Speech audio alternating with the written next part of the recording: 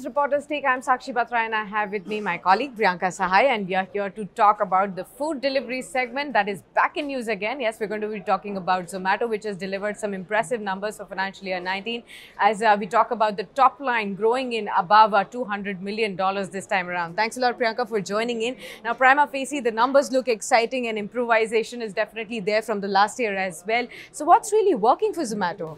So, well, Sakshi, even before we begin, I take you through the broader numbers that Zomato has reported. Let me tell you that food tech as a sector has grown phenomenally in the last, say, like 3-4 years after a blip, after a slowdown, which the sector had witnessed in the year 2015 and 2016.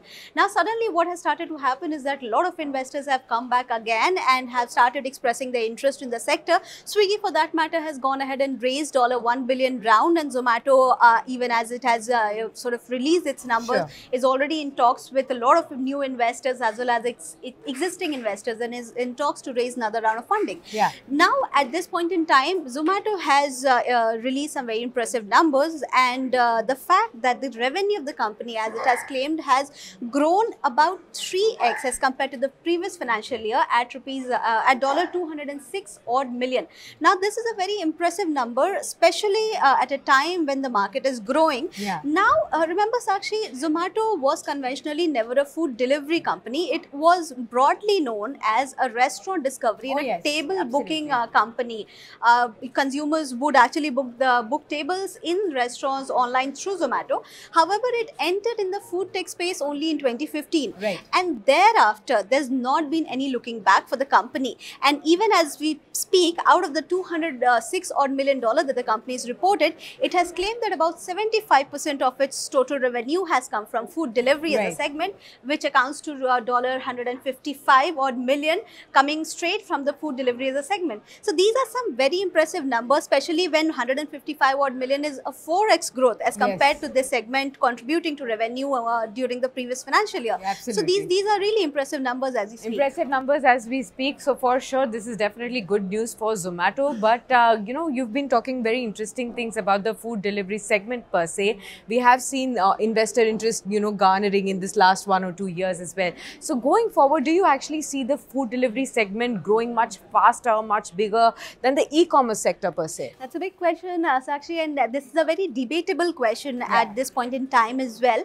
And let me take you through a very independent study which goes ahead to say that a consumer, an average consumer or a consumer living in any of the metro or the smaller city actually eats 3 times a day, shops 3 times a month, and buys grocery 5.5 times a month. Now, given this statistic, it is inevitable to say that food tech will any day be a larger market as compared to the e-commerce segment. But the catch is that not every consumer actually goes ahead and orders food online as compared to, you know, a lot of these tier 3 and tier 4 consumers that have actually taken on to ordering e-commerce products online. Now, the idea is to ensure how these companies are able to penetrate in the tier 3 and tier 4 cities. Now, the game will be how these companies are able to notch up the volume game.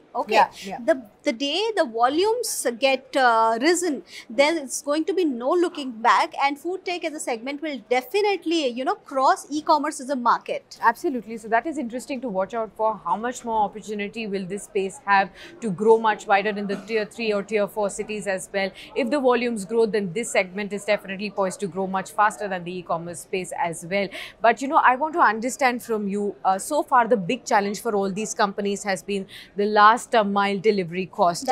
So what is the cost that Zomato is incurring as of now, and do you see a trend of that declining as well? So, well, Zomato has gone ahead and stated that it is losing ₹25 per delivery, but this has also come down as against ₹44. That was the cost that Zomato was losing for delivery a parcel to the consumer during the financial year 2018. So in a year it is kind of halved. It has kind of halved, and this happens at a time when the overall cost of delivery has also reduced to ₹65 as against ₹86 that the company used to incur in the previous financial year. So, you know, the crux of the matter is that even as we speak, the numbers, the losses incurred by this company in delivering selling the product to the consumer has been declining and the volumes are rising. So it will be interesting to see where the company grows on from here. Absolutely. Thanks a lot, Priyanka, for sharing all these details. Well, if you see going forward from here, this space is going to be interesting to watch out for.